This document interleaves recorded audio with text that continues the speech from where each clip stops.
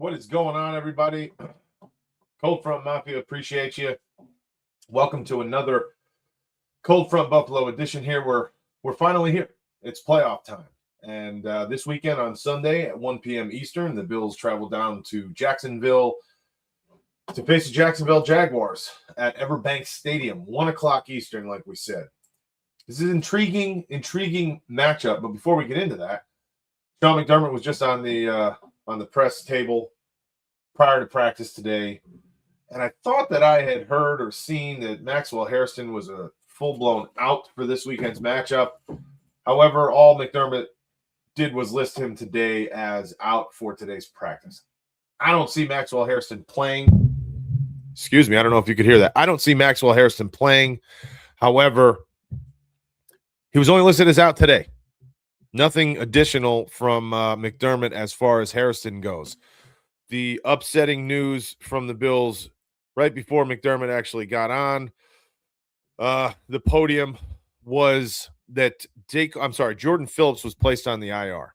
He's been an impact player on that interior defensive line thus far this year. Run stopper, plug guy. He's on the IR, which quite frankly stinks for the Bills. Bills also signed Dane Jackson to the active roster and re-signed Shane Buchley and cornerback Daryl Porter Jr. to the practice squad. So Shane comes back from a brief stint in Kansas City, who picked him up from our practice squad when Patrick Mahomes went down with his knee. What week was that? Man, not too long ago, week 15 maybe. And then Gardner Minshew went down as well, but the Kansas City Chiefs obviously no longer need him, being that they're out of the playoffs this year for the first time in forever. So Shane's back. That's good to see. He's a good locker room guy. Everyone's always liked to see him in our locker room and on the field with the boys. So standard injury list coming out of McDermott today for today's practice. Milano's out with an illness. Bernard is out. Josh Allen is a full participant today, so no designation whatsoever, not limited, not out. He's a full participant. A couple of guys are limited. Nothing surprising, kind of the standard what we've run across in the last few weeks. Either way, so nothing surprising there. Anyway, Jacksonville Jaguars. The talk of the Jaguars has recently been their defense, right? How good is their defense? Number one rush defense in the NFL when it comes to yards per game given up. Not number one in every statistical category, which you would think based on what we've been hearing. However, listen, they're a good team and they're playing just fine. The bottom line there is they've given up or they've faced the least amount of rush attempts from anyone in the NFL. No defense has seen less rush attempts. So that obviously comes into play. I'm not trying to bash the Jacksonville Jaguars by any stretch of the imagination. They have a very good defensive unit. However, when it comes to their rush defense, I mean, they've seen 369 rush attempts on the year, which is the lowest by almost 30. Tampa Bay is just behind them at 396. And then every other team is over 400 rush attempts against their defense. So in totality, you're going to naturally give up, unless you have not so stout of a defense, you're going to give up more yards if you see more attempts. I mean, it seems pretty fair to me. Again, I'm not knocking the Jaguars, but I think some of the take that they're the best just based on the rush yards given up is also not fair to everyone else in the NFL because, like I said, the Jaguars have seen less rush attempts than anyone else in the NFL. So let's just dive into that a little bit. They've given up 85.6 yards on the ground per game this year. Can't complain with that whatsoever. That is a stout defense. However, when it comes to EPA per rush, they are not number one. They're number 8. Again, not bad, but they're number 8. And when it comes to, in my opinion, what's really sticking out here to me for this week's matchup, they're 18th when it comes to yards given up before contact at 1.31 yards prior to contact per rush. What that tells me is they're a good tackling team because they've given up second least amount of yards after contact in the NFL with 2.67, which brings them in totality to 3.9 yards per carry given up, which is fantastic. However, not the best, not very stout in prior to contact, which also then tells us that they most likely, because they give up yards before contact, don't have a very large stuff rate, which is 0 yards or negative yards given up on a rush attempt, because they're 21st in that category at only 15.4% of the rushes that they see being stuffed, quote unquote. So we have a good defense that we're facing, no question. A good rush defense, no question. However, they are lacking in some areas, and they are not, in my opinion, the best in the business. And keep in mind, the Buffalo Bills are the best in the business when it comes to running the football, and that comes into play with almost any metric that you can possibly think of. Okay, so it's not a fallacy that they're the number one rush offense in the NFL. You can make the claim that the Buffalo Bills giving up the least amount of passing yards in the NFL does not necessarily mean that they have the best defensive secondary and the best pass defense in the NFL. I'm not going to argue that. But to my point, just because you give up the least amount of yards does not naturally make you the best defensive front when it comes to rush or backfield when it comes to pass. Just simply put. So I want to slow down a little bit, with the narrative that the Jaguars are by far the number one rush defense in the NFL. I actually don't believe that, and I think the Bills can run against them this week. When it comes to rushes inside in between the tackles, the Jacksonville Jaguars are 14th in EPA in the NFL at a negative 0.07 per rush. Okay, they're 14th on rushes inside the tackle. And the Bills are by far number one on rushes inside the tackle on offense at 10.7 EPA per rush. There is where I feel the Buffalo Bills, I don't want to say will have their way. I don't know if they're going to rush for 175 yards. Buddy of mine, I was just on his live, Dan Mitchell, does feel that the Bills can run over 200 yards. And quite frankly, he says that's his hot take, that they'll run over 200 yards. I don't know if I can get on that wagon yet. However, I do not think that the Bills will undoubtedly be shut down in their run game. You're talking about one of the best versus the best offensive rush attack. Something has to give. One will prevail, no question. It's not going to be, the tale of both will succeed, I don't think. However, the Bills have the potential and the ability to get it done, and I think it's in between the tackles. That does not mean that James Cook and company will not take a man duo look or an inside zone look and bounce the ball outside, which in essence will lead him outside of the tackles like James Cook is so good at doing. But the designed run fit, the run scheme being inside the tackles, and then let James Cook with his phenomenal vision and cutting ability take over. And we shall see, because let's call it what it is. Another statistic that you might find interesting here. The Jaguars run a light box, meaning 6 defenders or less up on the line of scrimmage in the rush box. Not necessarily on the line of scrimmage, but between the first line and then the linebacking core. 6 or less, the 9th most in the NFL. So the Bills can attack this because the Bills have faced 3 of the top 10 teams who run light boxes in the NFL. I'm sorry, on their defense for the year in the NFL. They've run 6 or less people, more than 10 teams, more than everybody except for 10 teams in the NFL. I'm going to give you a little breakdown here so I can explain myself a little bit better. Give me one moment here.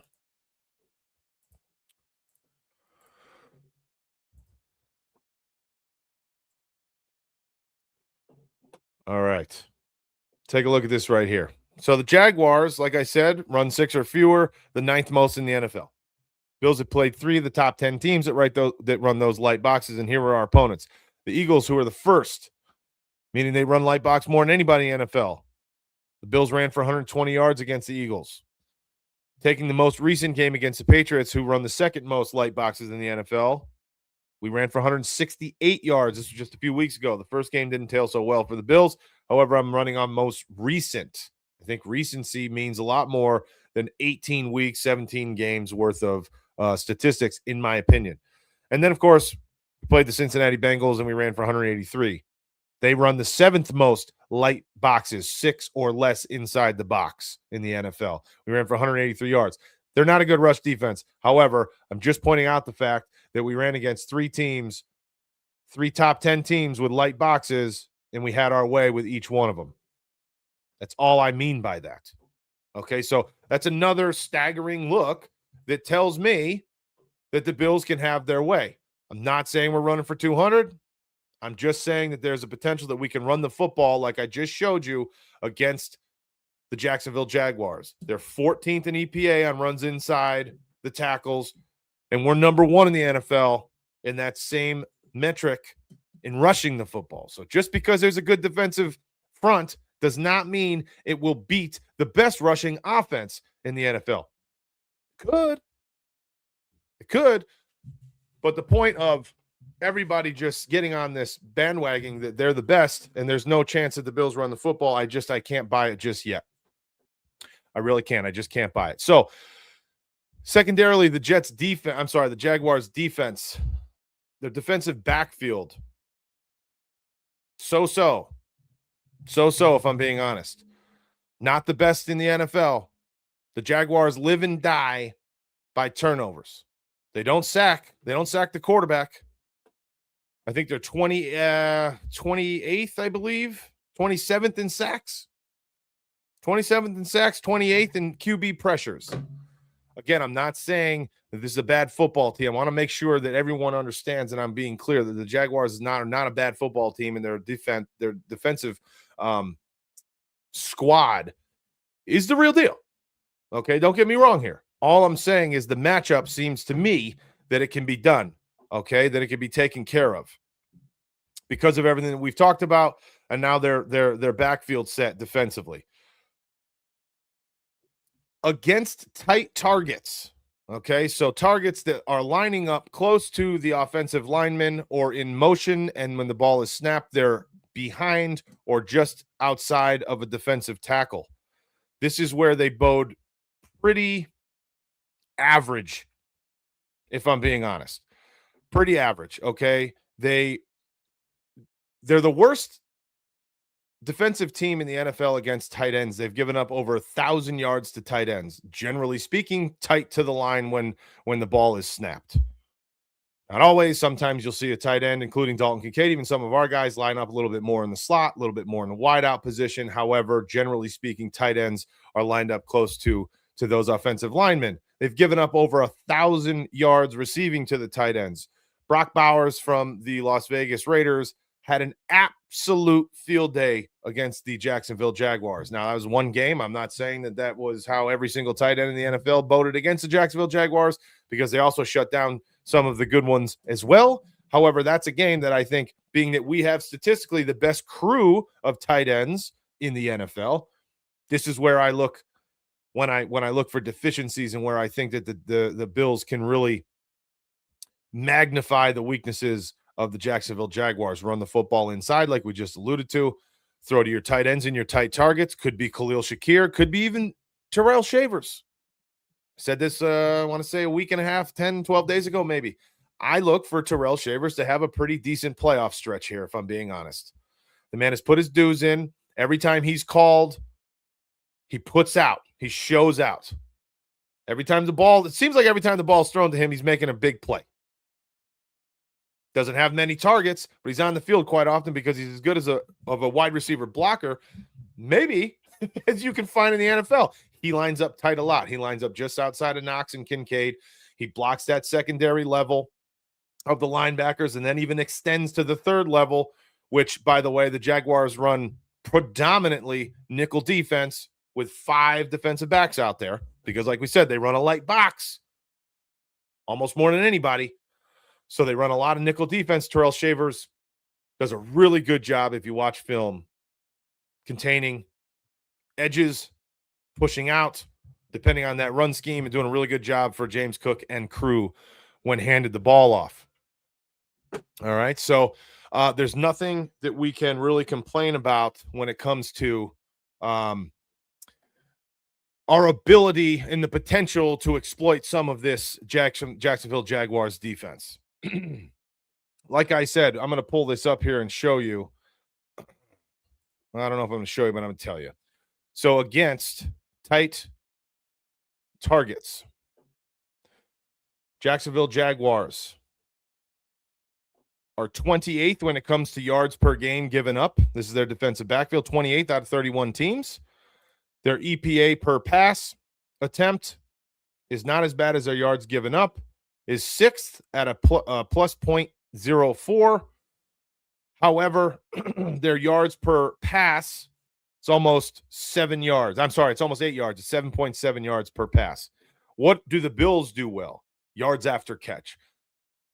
Khalil Shakir, yard after catch king.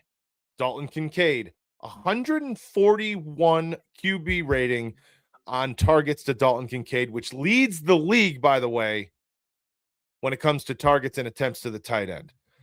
The Bills also, when Kincaid is on the field and healthy on the field, the Bills score 30-plus points per game. When Dalton Kincaid is not on the field and he's a scratch for that game, their points per game, the Bills, go down to 25 and change. So almost 5 full points less for the Bills offense when Dalton Kincaid is not on the field.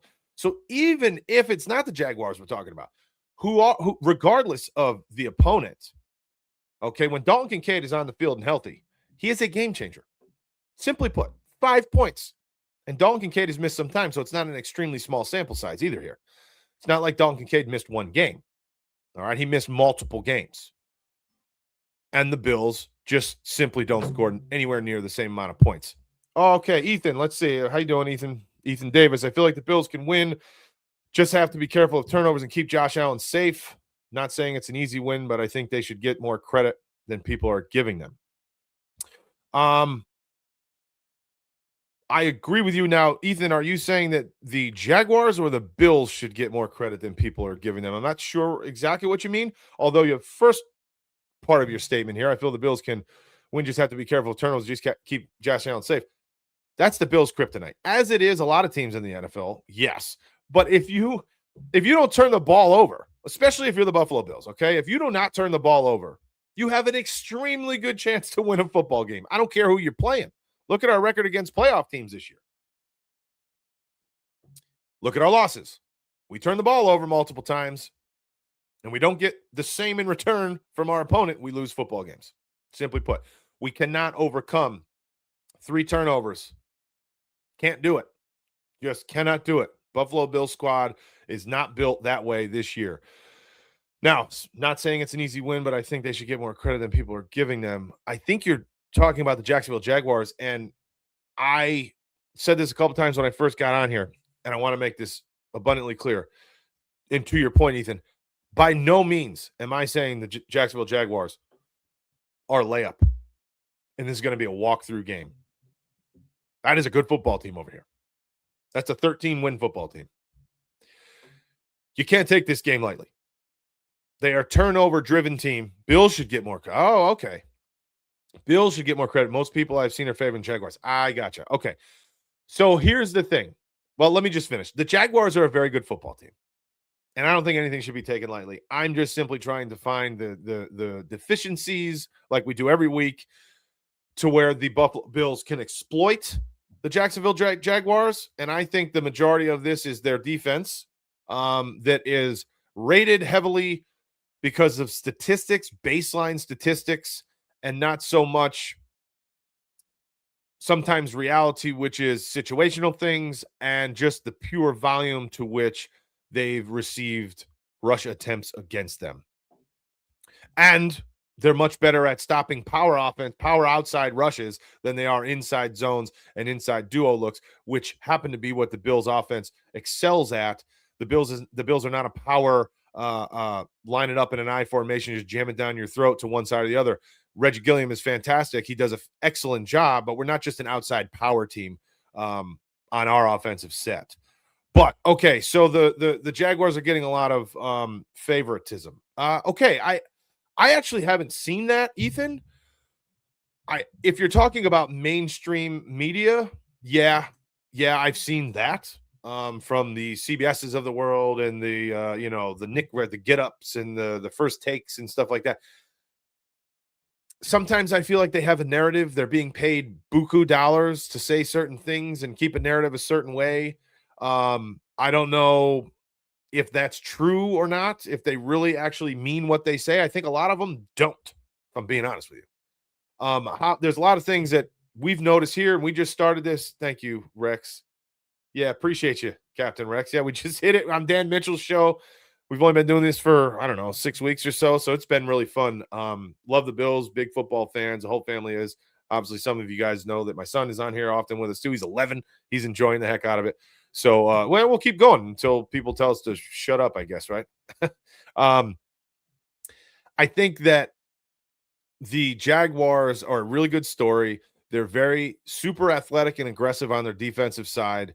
They create turnovers. They don't turn the ball over, which is fantastic. They're third in the league in turnover differential, by the way, with a plus, I want to say 13 or 17. Let me have it here. Plus 13, third in the league in turnover differential. If you can remember, that's exactly how the Bills did what they did last year.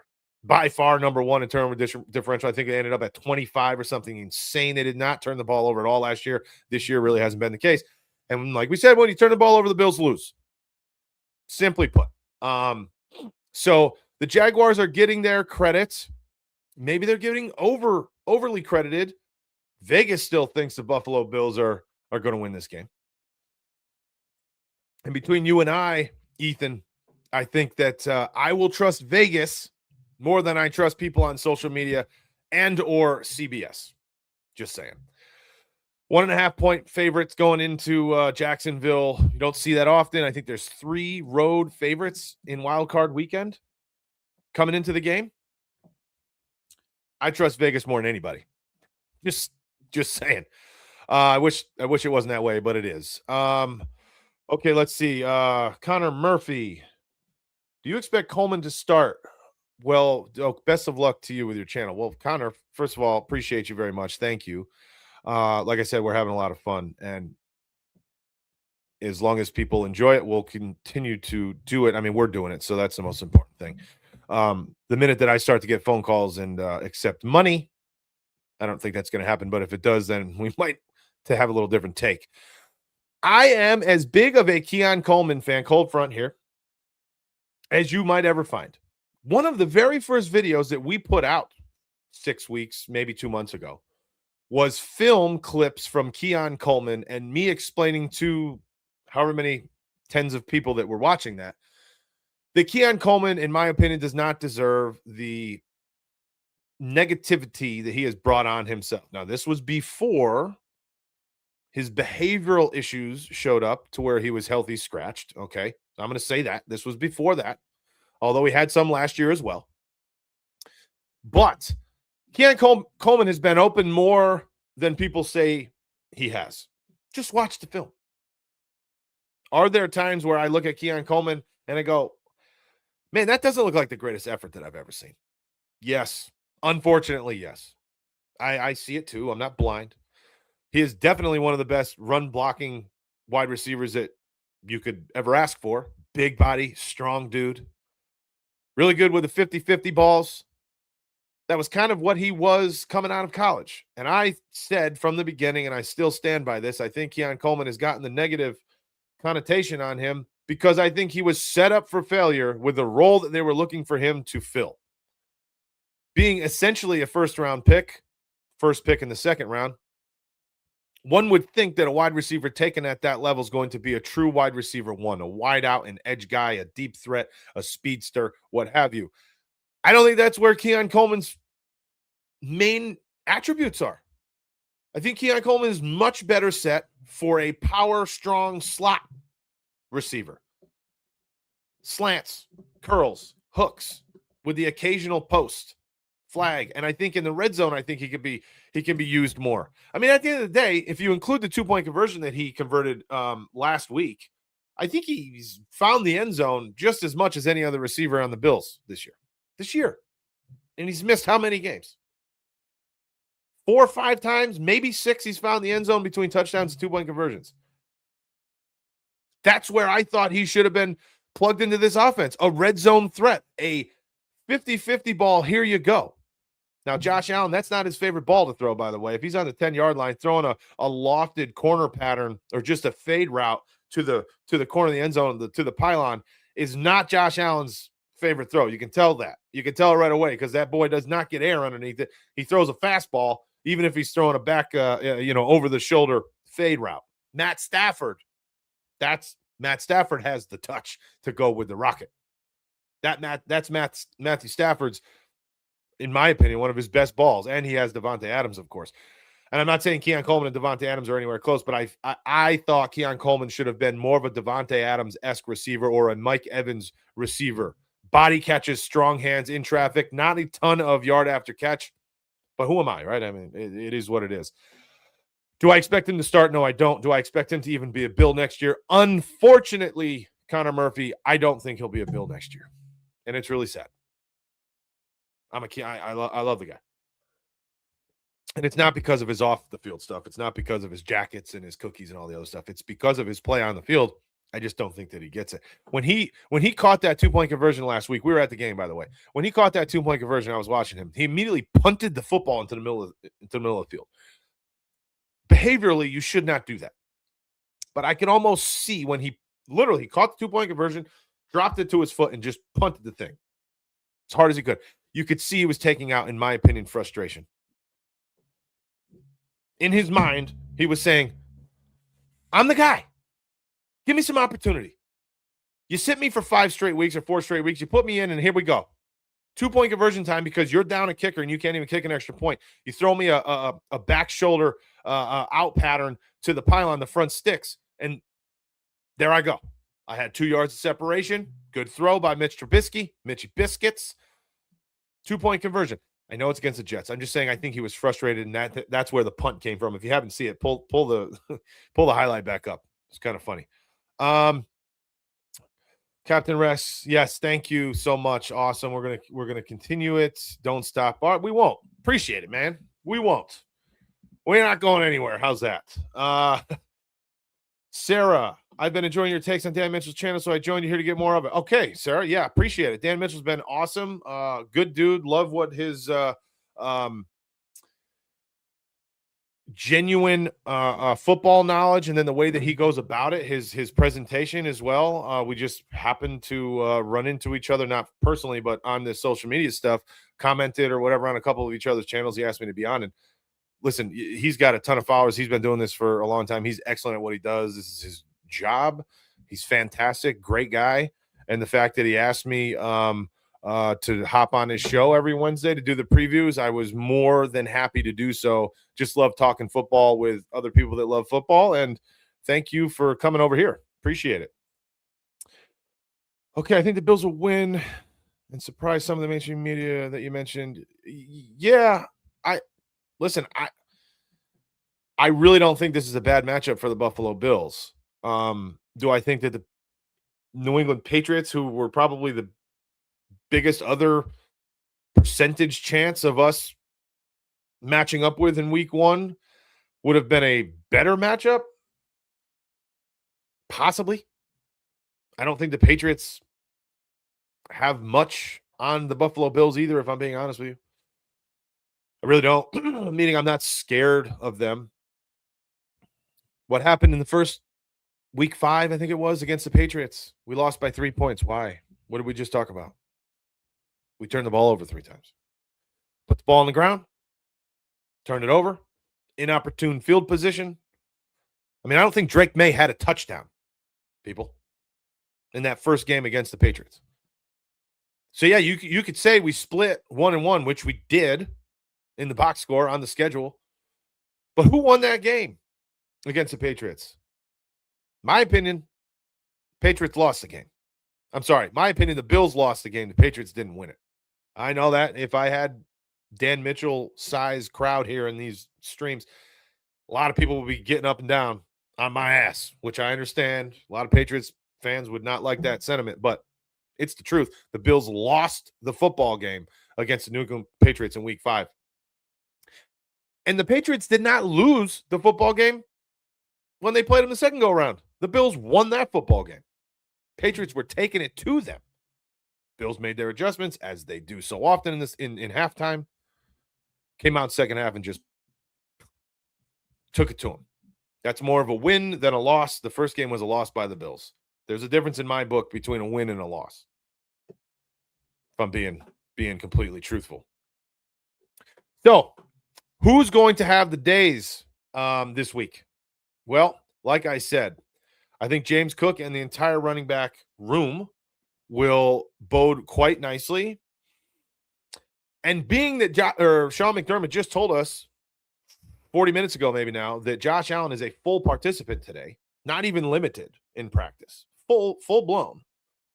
If that boy is healthy, I said on Dan Mitchell earlier that my hot take with him was that I think Josh Allen not only will have a really big day through the air, but I think he's going to run for 60-plus yards. And if he's a full participant and he has no issues with his foot and or ankle whatsoever coming into this week, I mean, he's probably going to be a little bit sore. But if it's not holding him back at all, I think the guy's going to run up and down the field as well. I think when you take a look at Jacksonville's defense, they're not exactly the best when it comes to defending the mobile quarterbacks. They're middle of the pack when it comes to giving up rushing yards to the quarterback. And their third down, this is a big tell. I said this during Dan Mitchell as well. Their third down defense this year is 20th. Jacksonville's now. Third down defense is 20th, giving up over 40% conversion rate on third down. Buffalo Bills are right next to them. So take that for what it's worth. However, the Bills' offense on third down, is 4th in the league at converting third downs at almost 45%. So when you pair those two together, obviously it's a lot different, okay? The Bills, let's just to put this into perspective, Bills are 24th. So the Jaguars are 20th. The Bills are 24th. Third down conversions on defense. Now we got to find this on offense. Let me just bear with me here. I'm going to pull this up so everybody has this.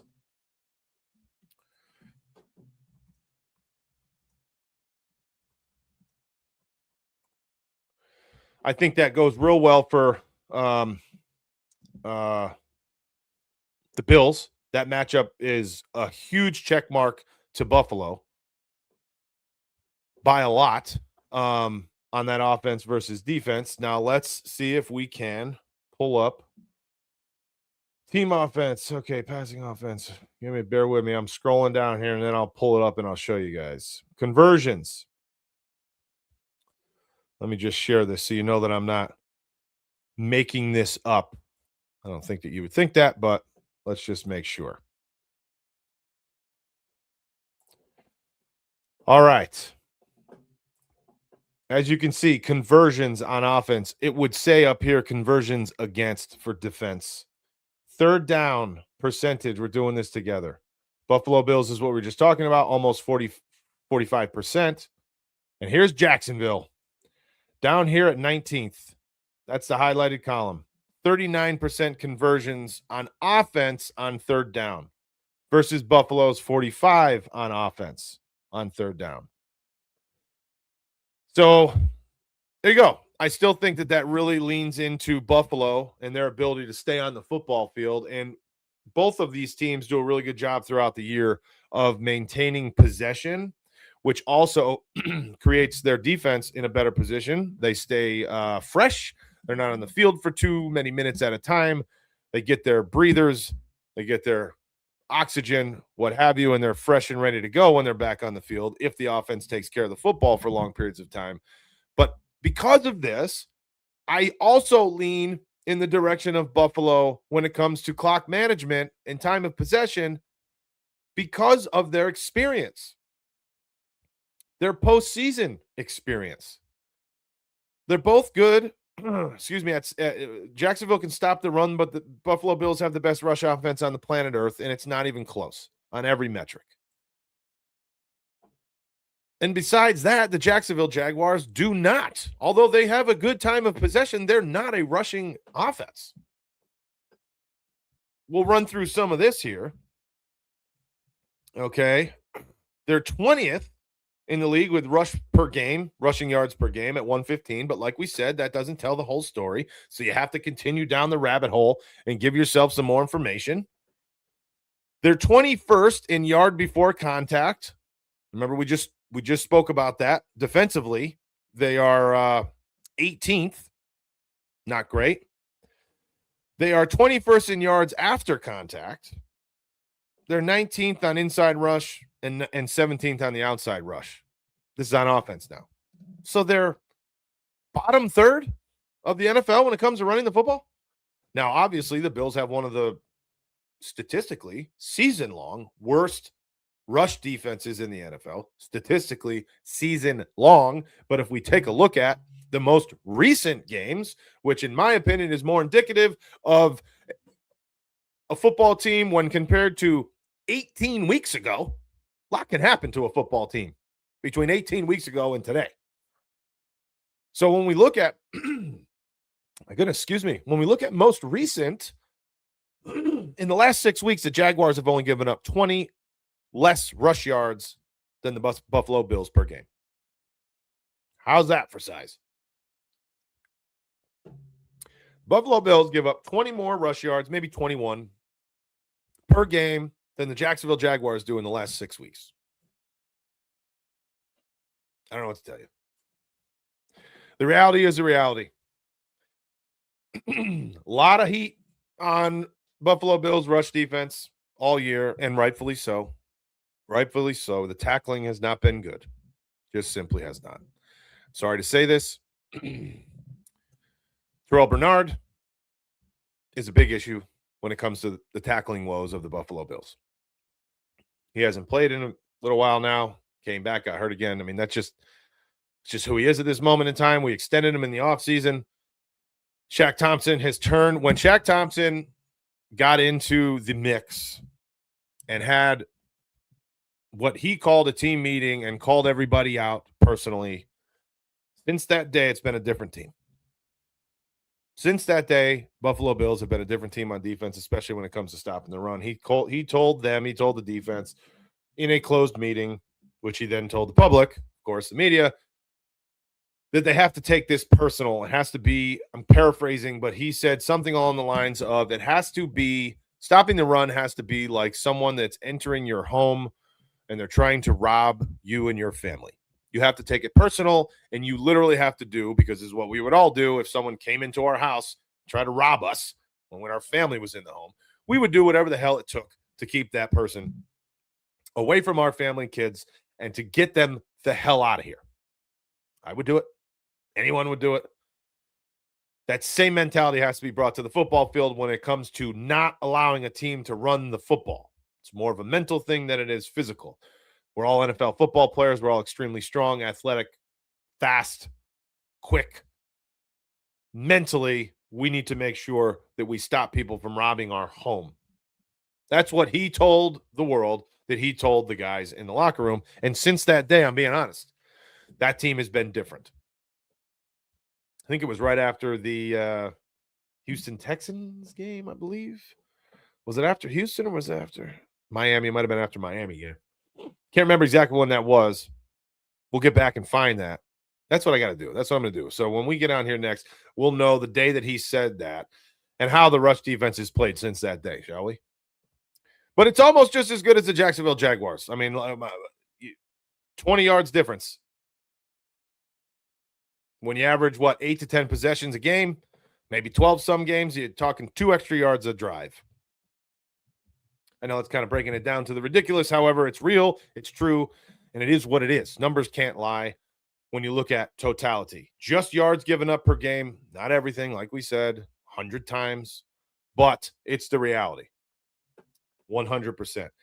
I'd like to see Here's where I think Dalton Kincaid's going to shine, because like I told you, the Jaguars defense against tight targets does not fare too well. And this was actually quite surprising to me. I want to show you or tell you about this as well. Let's get back here. The Jaguars have given up the 7th most, which puts them at 26th, yards per game to wide targets, to outside targets. Again, that's just yards per game. So let's take a look at EPA, shall we? And they're completely mediocre. EPA, when it comes to defensively, just so everybody knows if you do or you don't, EPA, you want to have a negative number on defense. Okay. It's basically expected points added based on how you're playing.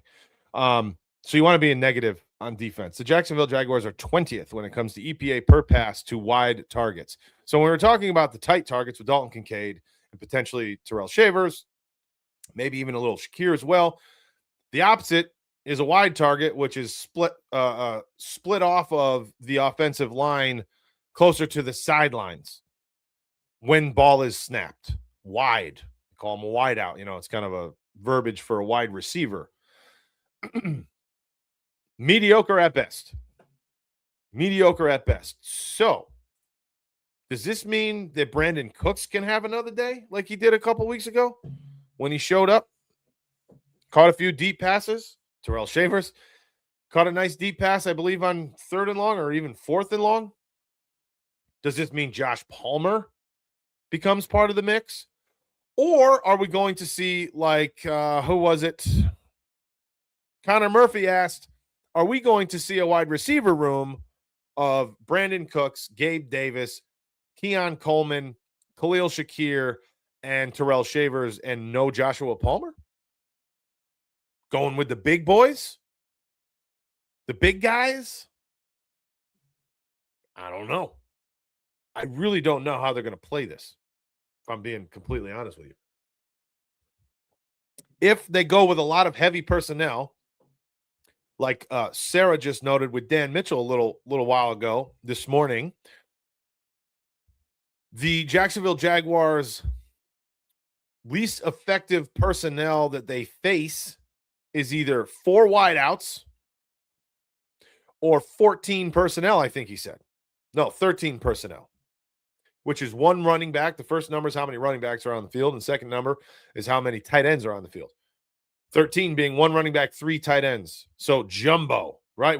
That would be Kincaid and Dawson Knox and some Jackson Hawes all lined up on the line of scrimmage. Jumbo, heavy boys, in which case there's not enough room for 3 wide receivers. You have 5 offensive linemen. You have the quarterback, that's 6. You have your 1 running back, that'd be 7. You have your 3 tight ends, that's 10. So that's only 1 wide receiver. Couldn't possibly spread the love that way when it comes to the wide receiver room. If the Bills choose to try to exploit the Jacksonville Jaguars' weakness when it comes to heavy personnel, well, then shoot, maybe we see almost none of them. In which case, I think that is a Khalil Shakir, Brandon Cooks day. Would be my guess, because historically, those are the 2 that are giving you the most. I don't want to say historically.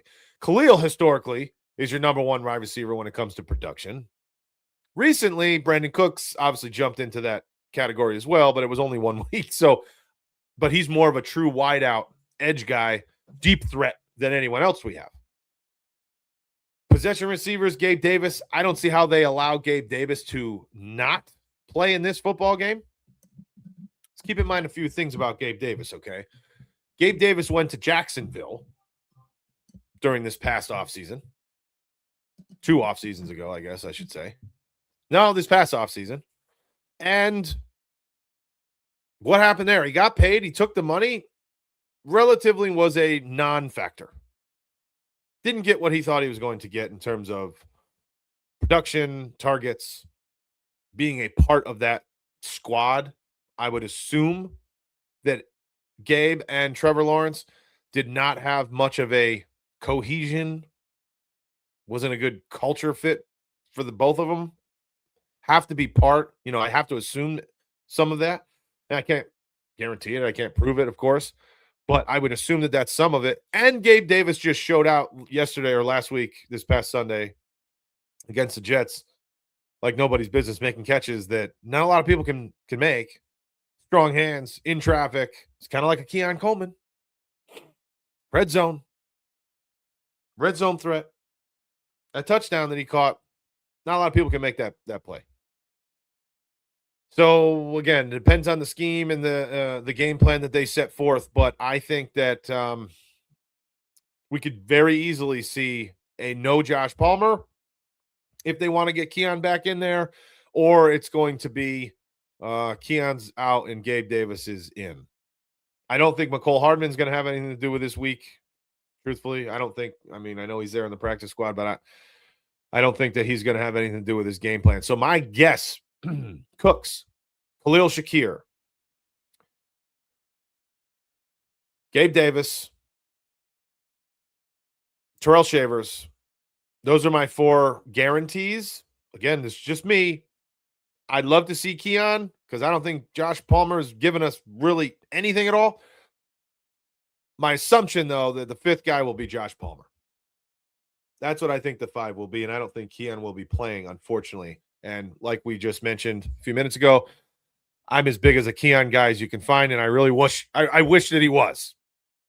I think he's got more to give. Connor, again, Allen plays his best when going against other elite QBs. Trevor isn't considered elite, and I think it's easy to underestimate him. Any chance we get caught off guard, we need to punch first. Oh, boy, Connor, you are 100% correct with that. I don't think that we can get caught off guard. It's a playoff game. If you get caught off guard in the playoffs, especially on the road in the playoffs, we have bigger problems than any of us are talking about. That would be a catastrophic issue to me, and that would be a locker room thing. If we get caught off guard, and I'm not an advocate of this, I never have been, and I'm not now either, and a lot of people are calling for McDermott's head. If we get caught off guard, then you really got to look at the coaching staff, if you ask me. I don't think that'll happen. My gosh, I hope it doesn't. Put it that way. Any chance we definitely need to punch first, though. And we said earlier with Dan Mitchell as well. We are the best second half football team that there is. It will not work at least 3 times in a row on the road, all 3 times to get to the Super Bowl, having to come back from massive deficits in the second half, which has happened often for the Buffalo Bills. It's not going to work 3 times in a row in the playoffs. Could it work once? Maybe. But we absolutely need to punch. Now, when I say punch first, and I don't know what you mean necessarily by this, but when I say we need to punch first, and I agree with you, is that we need to punch first, meaning from the rip, playing with our best game plan. They might get ball first, right? We might kick off to the Jacksonville Jaguars, and they come down and they score 3 or 7 points. First possession I'm talking about. I wouldn't be thrilled, but I would be okay with that as long as we answer it. I'm not saying that I think whoever scores first will win the football game, I guess is my point. Punching first, though, setting the tone, letting them know we're here from minute 1, and they're going to have to play perfect in order to beat us. Punching first in that regard, I 100% agree with you. Yeah. Oh, yeah. Need to rattle. I 100. Absolutely. I'm on board with that. I said it on Dan Mitchell. Said it earlier. If we can get pressure on him, force some real big pressured throws quicker than he would like, and especially if we can get an early turnover, whether it's an interception or a sack fumble, I do not think Trevor Lawrence mentally turns it around and goes, okay, boys, and then just takes that football game over.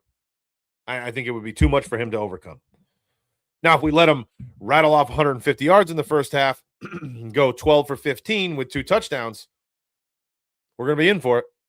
We're going to be in for it for sure because that guy's playing with some confidence. Obviously, they've won 8 straight games, and Trevor Lawrence is playing fantastic for Trevor Lawrence. He hasn't had the greatest career, and his playoff numbers are not good. But if you don't get to him,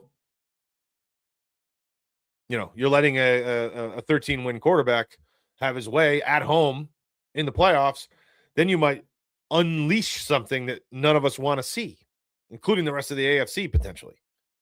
You get some guy who is highly touted out of college, fantastic arm, mobile dude, strong, big boy, who's been up and down his whole career, rattles off an 8-game win streak, wins his division, comes into the playoffs as a 3rd seed, hosts Josh Allen, takes it to him, throws for 250 and 3 touchdowns and runs for another touchdown. Instantly, you've probably created a monster out of Trevor Lawrence if you allow that to happen. And the AFC will not be happy with the Buffalo Bills. I think literally in my mind, what has bugged Trevor Lawrence his whole career is his confidence. He's played on some pretty bad teams. And I don't care who you are. You can't do it all by yourself. And he's been playing confidently this year. So if he gets a playoff confidence with the run that he's on, I'd say watch out. But we know how to stop that. Get at him early, right? Get at him early. They allow some pressures. They don't, let's see. Yeah, I mean, they allow the 12th most pressures on the quarterback. They're 21st when it comes to pressure rate. It's not great. You can get at him. You can absolutely get at Trevor Lawrence. And I think the Bills will have to figure out a way how to do that. And like you said, Connor, I completely agree with you. Early. Do it early. Do it often. Okay, we're going to wrap this up. What do the Bills need to do? So far that what we've seen on film and with statistics and everything that is at our hands. We can run the football. We can run it up the middle. They're not as good as some of the numbers may suggest. Their defense on tight targets. Middle of the defense, middle of the pack, bottom 3rd. They also give up quite a few yards to the wideouts. We can have our day there. They do not pressure the quarterback, like we said. They're 27th in the league in sacks. And they're 28th in QB pressures on defense. Josh Allen will have time. As long as our offensive line is healthy. So we should be able to have our way on offense, I'm being honest. Defensively, they're a so-so run defense. We should not have to be filling the box with 8 people. We should be able to play our standard base defense. They have some good wideouts. The addition of Jacoby Myers is a big deal for the Jacksonville Jaguars. Part of the reason why I think Trevor Lawrence's confidence has gone so high. Jacoby's his 3rd down guy as well. If we get Benford action on him, maybe even some Teron Johnson, depending on where he's lining up. Trey White likely on BTJ, Brian Thomas Jr., who is a ticking time bomb. He's kind of hit or miss. He can come to play. You lace him up once, he's going to be a little gun shy the rest of that game, no doubt. And then their deep threat, Washington, who's kind of come onto the scene late. As of late, I should say. That's a hit or miss as well. Safety help between Poyer and Cole Bishop, understanding when, depending on the schemes that they're running, when to take their chances and when to dial it down and make them be repetitiously effective down the field and have to get, 6 or 7 first downs versus 2 for 60 yards. That'll be up to them. Overall, though, getting Trevor Lawrence's grill early, stop the run, contain the edges. If ETN does anything, it's when he's able to cut and bounce his inside run around the end when there's too much of an over pursue by the defensive ends, crashing down the line versus holding true to their assignment. If Bosa and Greg Rousseau and AJ Epinesa can hold their assignments on the rush defense and force him to throw the ball around all day, I think we have a good chance. And I think that we can take this game down. We'll continue to look and see if anything else happens. We do have a kicker. We signed the kicker. Oh, my word. What the hell? I forgot his name already. Just yesterday, I believe, is when the Bills signed him. He's been on quite a few teams. I think it was even 4 teams this year thus far. Matthew Wright, but he's 95% extra point percentage for his career, and I think he's an 88% for field goals under 40 yards, I believe. Here we go. Let me just put this up real quick so everybody sees it before we leave. It's pretty important. So, we need to be able to kick an extra point from time to time, right? 33 career games, 225 points, 60 field goals, 45, 60 for 68, 88. Okay, including 88% overall in field goals, and 95% was his extra point completion, percentage. So serviceable, right? Just kick the extra points. The Bills historically do not kick many field goals, especially this year. We've obviously had our woes. Just kick the extra points. Make sure we put those in the uprights. And as far as the kicking game goes, I think we'll be okay. Anyway, appreciate all of you. We'll talk to you soon. Thank you so much for your support. Like, subscribe, follow us, and we'll be on soon. Go Bills, baby. Cold front.